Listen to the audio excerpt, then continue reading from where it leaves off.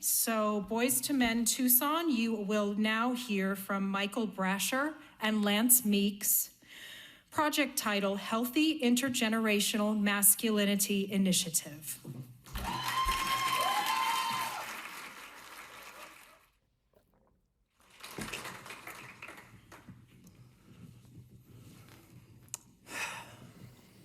Good evening.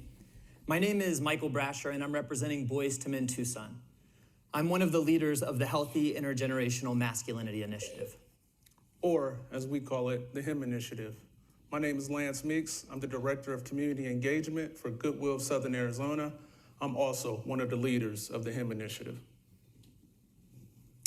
Imagine a 4-year-old boy with a great, big, tender heart who loves his mom with everything that he has.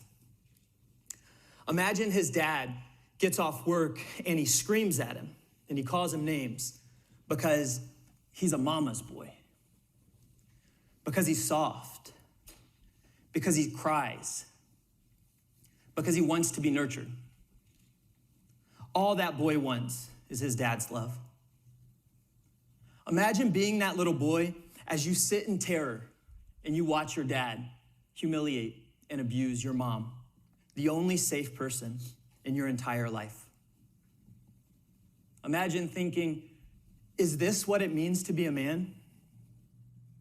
Is that who I'm supposed to become? That's my future? If I act like him, will that make me safe? How do I be safe in this world? Or just as likely, imagine never seeing or knowing your own dad and wondering if being a man maybe just means being absent.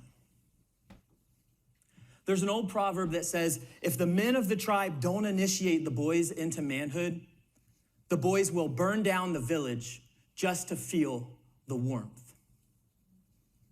When we think about how that applies today, one, too many boys are growing up without a single loving, devoted man in their life. Two, they are bombarded with harmful messages about what it means to be a man. There are clear connections between the ways that we're raising boys today and the crises of school shootings, gender-based and sexual violence, the achievement gap, and disproportionate rates of addiction, depression, and suicide.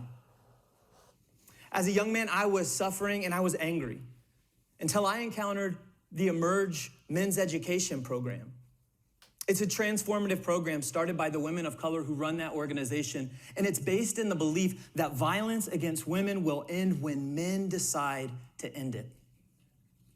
That program changed my entire life trajectory, and it is the reason I'm standing here in front of you tonight asking for your help.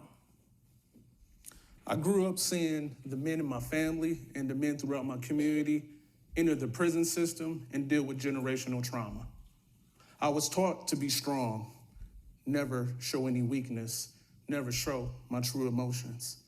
From my childhood memories to now being an adult, I've yet to see my father cry or the men in my family share their true feelings.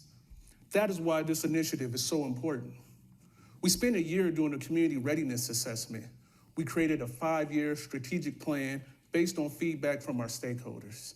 More than 30 organizations responded, including juvenile justice partners, nonprofits, faith-based community, and school districts. We hosted a call to action event where boys and men were brought together to experience the talking circles.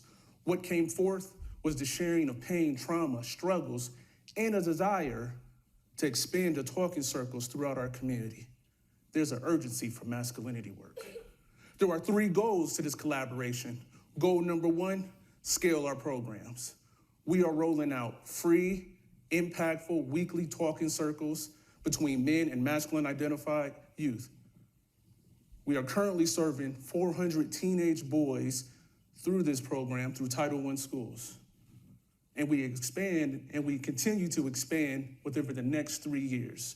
Goal 2, to recruit and train men of color. We are building communities of Black and brown men who are system involved and who have been told they have no purpose in our communities. By investing in their healing and their leadership, we intend to empower our community. And goal number 3, policy change. We are advocating for policy level changes in our community that harm Black and brown boys. For example, we are piloting restorative justice circles in place of punitive practices. We intend to disrupt the school to prison pipeline. That's right. And taken all together, these 3 goals target the practices and the policies that incentivize and naturalize toxic masculinity, replacing them with approaches that cultivate relationality, connection, and authenticity. For us, the reality of this situation is so simple. This is a movement right now whose time has come in our communities. The HIMI initiative is piloting a national model for a prevention-focused collaboration that works at the root causes of some of the most pressing public health crises of our time. Consider Marcelino's story, who was forced to help raise 13 children from the time that he was only 8 years old. By 9th grade, he was suicidal, and not a single person in his life knew about it. He'll tell you that the Boys to Men talking circle at Tucson High saved his life. Today, he's back as a mentor, and he helps train other men to do this work. Folks, that is success. While all of the youth in these programs, on average, experience a 25% improvement in grades, the bottom line for us is that when men and boys practice wholeness together, our communities are safer. Today, we are asking for your support in advancing the goals of this initiative by supporting new generations of young men who are devoted to healing their communities. Let us honor the words of the great Frederick Douglass when he said, "It is far easier to build strong children than to repair broken men." Thank you. Thank you.